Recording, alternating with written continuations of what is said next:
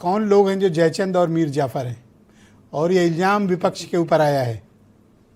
आप क्या ऐसा काम कर रहे हैं जिसकी वजह से एक सिटिंग चीफ मिनिस्टर आपके ऊपर, मतलब अपोजिशन पर, नॉट यू, पूरे बाजार में चर्चा है और आप सवाल पूछ रहे हैं। आप किसी सड़क पे किसी गली में निकल जाइए, बोला भाजपा ही भारत है, भारत ही भाजपा है। और हमने भाजपा ही भारत है, भारत ही भाजपा है। ओके। और हमने अभी और तक ये गली गली चर्चा है। और हमने अभी तक नहीं, यही चर्चा है। बोला यही बोलिए, और अगर नहीं बोलेंगे तो क्या बोलेंगे वो हम बता देते हैं आपको।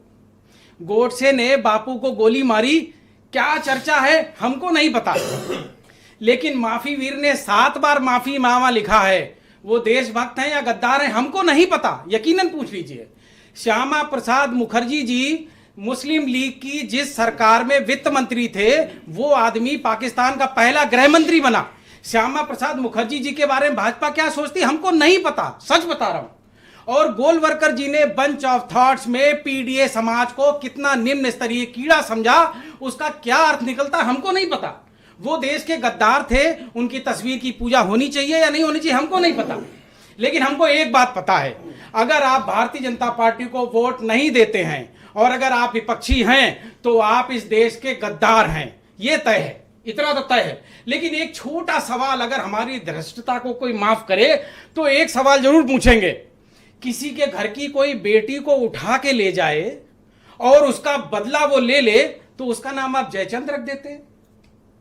जो फर्रुखाबाद और कन्नौज में गहड़वार ठाकुर बसे हुए हैं, वो पूछ रहे हैं योगी जी से कि जयचंद की बिटिया को पृथ्वीराज उठा के ले गया स्वयंवर से, उसने उसका बदला लिया, तो क्या वो देश का गद्दार है? उस समय कौन सा देश था? एक राज्य के राजा पृथ्वीराज थे, एक राज्य के राजा वो थे।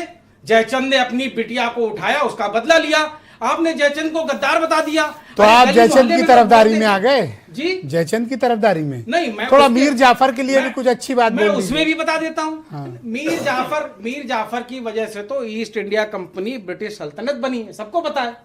लेकिन आप ये बताइए, जयचंद को आप गद्दार क्यों बोल रहे हैं? पहले ये बता दीजिए, 1 सेकंड, बस 30 सेकंड और दीजिए। आप तो जयचंद पे ही लेकिन सैनिक स्कूल गोरखपुर में जहां ये भाषण दिया है योगी जी, उसमें आपने एक गड़बड़ किया। एक तो सैनिक स्कूल के बच्चों के सामने राजनीतिक बयान नहीं देना चाहिए। दूसरी बात, एक संस्था से आपने जनरल रावत की मूर्ति लगाई, वो भी सरकारी पैसे से नहीं लगा पाए। और कौन सी संस्था?